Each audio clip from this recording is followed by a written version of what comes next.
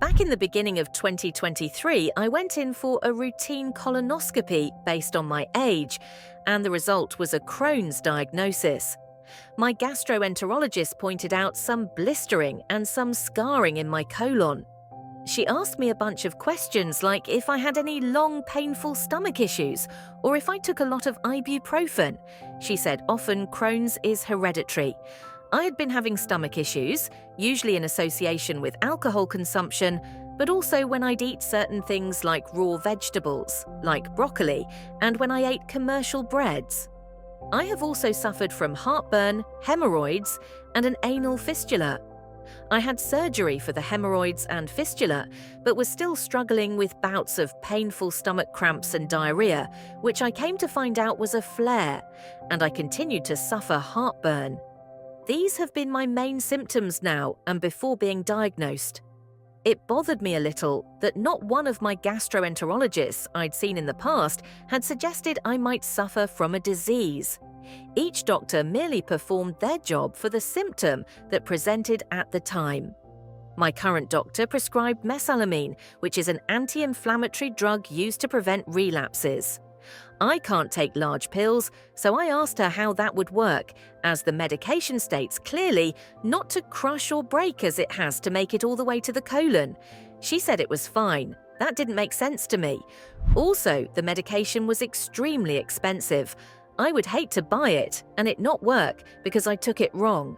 I asked her what about lifestyle changes, and she said that some patients do well with dietary changes, but she had no specific diet information. She told me to go to the Crohn's Colitis Foundation website, which turned out to be very helpful. After doing a bunch of research and reading the book Crohn's and Colitis Flare Stopper by Galina Kotliar, I became informed of the true, but not double-blind, placebo-tested fact that my environment had more to do with my IBD. Environment, it turns out, has to do with the increase of IBD diagnosis worldwide. I also joined a couple of Facebook groups that contained post after post of people not only suffering from Crohn's, but also suffering from the horrible side effects of their IBD medications, and with short-lived relief from the disease. It was a clear case of the cure is worse than the disease. I decided not to go the medication route and focus on making lifestyle changes to put my Crohn's in remission. Here are the 5 changes I made, and they've changed my life. First off, I stopped drinking alcohol every day. Now I reserve drinking for special occasions, and I don't get drunk anymore. This really helped put a stop to my flares.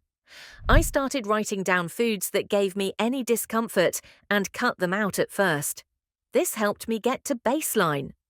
I also started listening to gastroenterologist Dr. Bulsiewicz's YouTube videos. He tackles IBD from a dietary and lifestyle approach. He talks a lot about the benefits of eating fiber for IBD. So I began incorporating more fiber into my diet. Eating fiber greatly improves the beneficial bacteria in the gut and feeds the good bacteria in the colon. I have to say, though, that it isn't easy to just start eating healthy and cut out all the garbage. My gut became very inflamed, bloated, and I had several bouts of diarrhea in the first few days, not to mention cravings for all the things I was giving up. But after that, I immediately began to feel better. I got my energy back, my skin cleared up, my stool became firm and regular. It was so amazing to realize that I didn't have to live the way I was living. I used to think it was normal and just a part of getting older. I still do from time to time eat the tasty stuff, but mostly I pick healthier alternatives.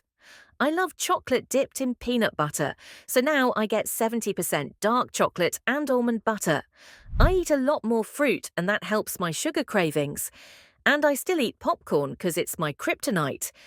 I avoid seed oils because they wreak havoc in my gut, so no processed foods like chips, crackers, and French fries. I avoid ultra-processed baked goods too, like packaged cakes and cookies. There are healthy things I avoid as well, like raw veggies, especially broccoli. I find it's easier to eat steamed veggies, and if you can tolerate cheese, I add that or olive oil and lemon. So delicious! I've found you can play around and see what you like. There are a million free recipes online to help get you sorted. I've also found that, despite what you might think, eating healthy costs much less than buying all the pre-packaged foods. I sleep better now and have less stress, which can also contribute to inflammation. And now that I have energy, I've started exercising, which serves as a protectant to inflammation. So, wherever you are at in your stage of IBD, there is hope and a chance for relief. I hope this video was helpful, and if you would like to share your story or if you have any questions, please leave a comment down below. Thank you.